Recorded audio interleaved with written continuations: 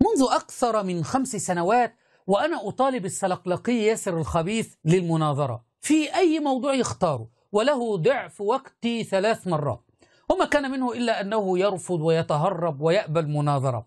حتى إن كما تعلمون طبعا الشيرازية لا يستطيعون المناظرة في عقائدهم لأنهم يعلمون بضعف هذه العقائد، ولكن يناظرون مثلا يقول لك أناظرك في عائشة، أناظرك في عمر، أناظرك في الصديق رضي الله عنهم جميعا. لكن تناظر في الإمامة في العصمة. القنوات التي كانت ترد على الشيعة كانت تطلب منهم أن يتقدموا للمناظرة في الإمامة أو العصمة، فكان يهرب لأنهم الشيرازية بالأخص يخافون أن يناظروا في عقائدهم. فقلت له لهذا السلقلقي الخبيث لك حرية اختيار الموضوع، هو لا يريد أن يناظر إلا في أم عائشة رضي الله عنها.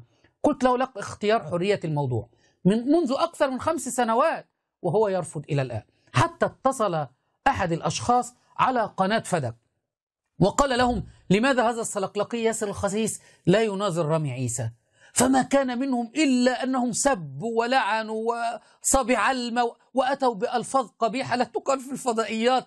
حتى وانظروا انتفاخ وجه المذيع وهو يحاول أن يتحدث مصري، هذا الجبوري هذا وهو عراقي، وهو يحاول أن يتحدث مصري فايز هذا حتى يغطي على فضيحته حينما أراد ألا يبين أن شيخه لا يريد مناظرته. انتفخ وجهه وحتى يغطي على هذا الأمر، وبدأ بالسب واللعن حتى لا أطلب هذا السلقلقي للمناظرة مرة أخرى.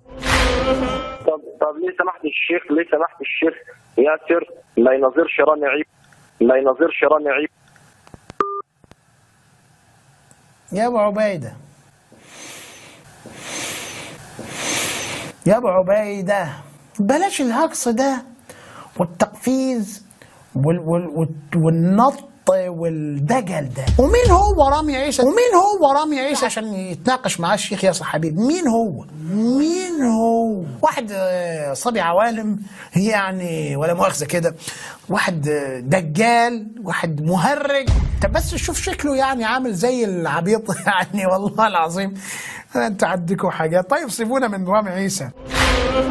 هل يظن هذا الجاهل أني لا أستطيع أن أسبه أو أسب شيخه؟ والله أستطيع، ما أنا لي لسان كما له لسان. لكن النبي صلى الله عليه وسلم يقول ليس المسلم باللعان ولا الطعان ولا الفاحش ولا البذيء، أو كما قال صلى الله عليه وسلم. فأنا أستطيع أن أسبه، وكل هذا من أجل ألا أطلب السلقلقي ياسر الخسيس للمناظرة مرة أخرى. وما زلت أكرر وأطلبك يا ياسر للمناظرة في أي موضوع تختاره. ظهر لجميع الشيرازية أنك هارب، ظهر لجميع الشيرازية أنك جبان لا تستطيع مواجهة رامي عيسى. أعطيتك اختيار الموضوع وضعف وقتي 3 مرات، يعني أنا في كل مداخلة 5 دقائق وأنت 15 دقيقة. فهل سيقبل هذا العرض مرة أخرى أيها الشيرازي؟ الحكم لكم أيها المشاهدون.